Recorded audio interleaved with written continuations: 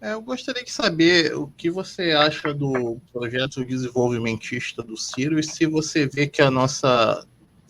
que existe alguma possibilidade da nossa elite financeira e empresarial embarcar nele. Olha, eu não sei muito, assim, eu comecei a ler, inclusive, o livro do Ciro, mas não terminei, então me desculpa se eu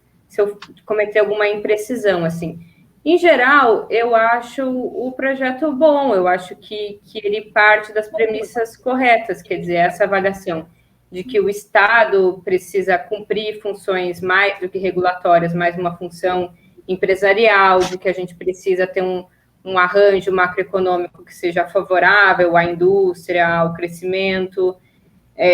Enfim, eu acho que são pilares importantes. Eu acho que isso aí precisa, claro, estar relacionado com a política, né? Eu acho que, em alguma medida, existe uma superestimação da capacidade da burguesia brasileira e da elite financeira ou qualquer outro setor de embarcar na consecução de um projeto nesse sentido pelas suas próprias características de constituição histórica. Assim. Então, talvez o Florestan Fernandes seja quem melhor estudou, identificou as características da burguesia brasileira, e inclusive quando ele aponta que a conclusão da Revolução Burguesa no Brasil acontece em 64, com o golpe militar, né, referendando uma natureza da burguesia brasileira como antinacional, antidemocrática e antipopular, né, formando um padrão de dominação autocrática e compósita da burguesia. Ele está, inclusive, identificando que a burguesia nacional brasileira é distinta da burguesia europeia, que levou adiante um projeto de revolução burguesa, que, inclusive, concretizou o conjunto das reformas estruturais do capitalismo moderno e concretizou o elemento da questão nacional, né? Equalizou a questão povo, Estado, nação. Diferente da nossa Revolução Burguesa, que aconteceu, foi muito mais processual, que generalizou as relações propriamente burguesas e capitalistas de produção, mantendo, né, uma aliança com a oligarquia agrária atrasada e mantendo uma posição de sócia minoritária do capital internacional. Então, a burguesia brasileira, diferente de outras burguesias, não tem um projeto nacional de desenvolvimento, não tem interesse, ainda que seja uma sócia minoritária, ou ainda que eventualmente tenha conflitos com o imperialismo, não tem contradições com o capital internacional, e por isso não se afiançaria com um governo progressista e desenvolvimentista que enfrentasse os interesses das oligarquias internacionais, do capital financeiro, mesmo que pudesse eventualmente ter maiores ganhos econômicos. Veja, a burguesia brasileira, se adotasse o projeto do Ciro, provavelmente, né, teria ganhos econômicos. Ela teria uma maior reserva de mercado, porque teria uma política mais protecionista, ela teria uma taxa de juros mais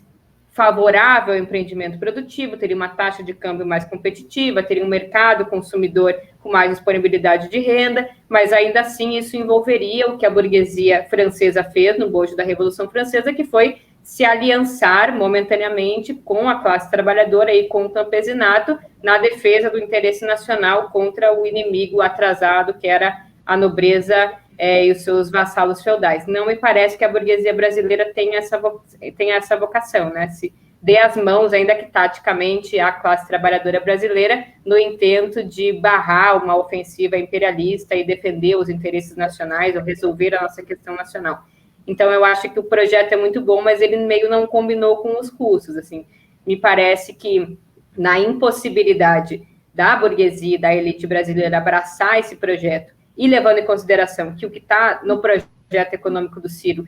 fora algumas questões muito pontuais, né, como a questão fiscal, que eu discordo, mas, em geral, são tarefas democráticas do capitalismo que são necessárias, na impossibilidade delas serem feitas pela elite e na necessidade de serem feitas se a gente quer desenvolver o Brasil, me parece que elas passam ao colo da classe trabalhadora e a gente é que tem que ter condições de impulsionar um processo de luta de classes ao ponto de concretizar essas tarefas, provavelmente no limiar aí de uma transformação da ruptura capitalista. Agora, eu acho uma outra coisa, duas coisas para finalizar do projeto do Ciro, que eu tenho um pouco de desacordo, Uma, eu já falei, é um pouco a questão fiscal, né? Eu acho que no programa econômico do Ciro, não sei se isso está no campo eleitoral, mas faz coro, em alguma medida o do PT também, o do Glauber Braga, a presidência pelo PSOL também esboçou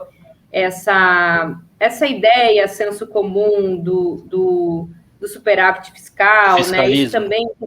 o fiscalismo também está um pouco envolvido com a defesa que o Ciro também faz de ter sido um dos proponentes do Plano Real e toda a crítica que eu tenho ao Plano Real e à constituição de um arcabouço de política econômica que, além de fiscalista, tem uma restrição monetária importante e opera uma política de inflação que, na minha avaliação, também restringe o crescimento e também força o mecanismo da taxa de juros como uma forma de conter a inflação, que eu acho que está completamente na contramão, inclusive, do que o resto do mundo faz. Então, eu acho que essa análise do equilíbrio fiscal, da confiança via redução dos gastos públicos,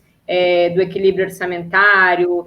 e me parece que faz um pouco coro com as políticas de austeridade, e eu discordo, e a ideia do câmbio como uma variável muito central, assim, eu acho, não sei nem se isso está muito no Ciro, não quero colocar muito na conta dele, mas parte dos economistas aqui que apoiam o Ciro, que são conhecidos como novos desenvolvimentistas, em geral, eles têm uma crítica aos governos Lula e Dilma,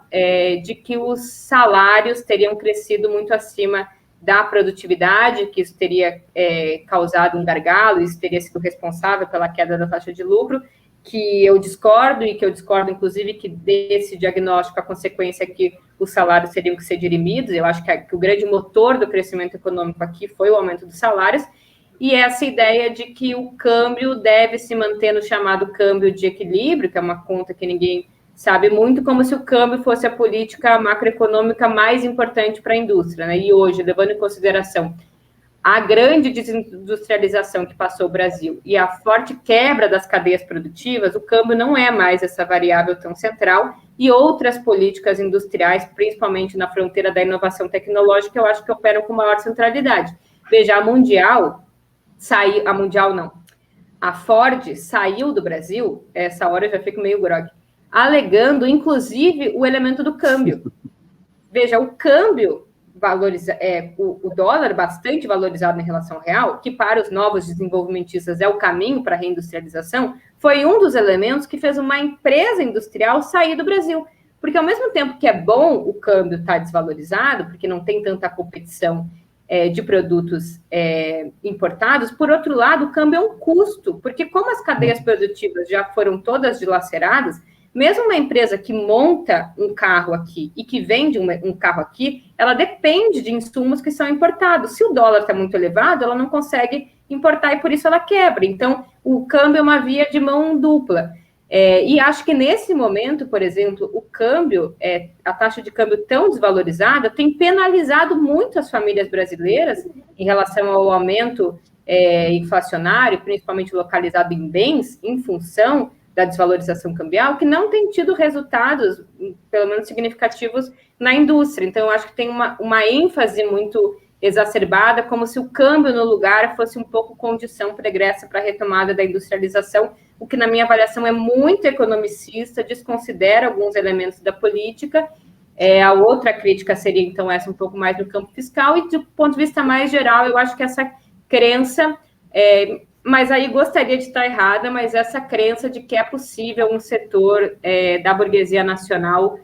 ou a não ressalva no projeto do Ciro sobre o caráter da elite brasileira, me parece que é uma deficiência que faz com que o programa seja muito bem construído, mas não esteja muito coadunado com a realidade histórica, ou com as características históricas do desenvolvimento do Brasil e da burguesia brasileira. Mas, no geral, é ótimo, assim, é super progressista, ainda mais no período que a gente está vivendo. Gostaria muito que ele fosse muito mais, inclusive, posto em debate. Acho que seja questões fundamentais. Nesse momento, só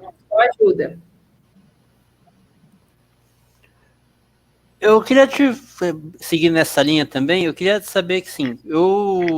isso com relação ao que você falou, o câmbio, eu sigo alguns economistas novos desenvolvimentistas. Um deles é o Nelson Marconi, que que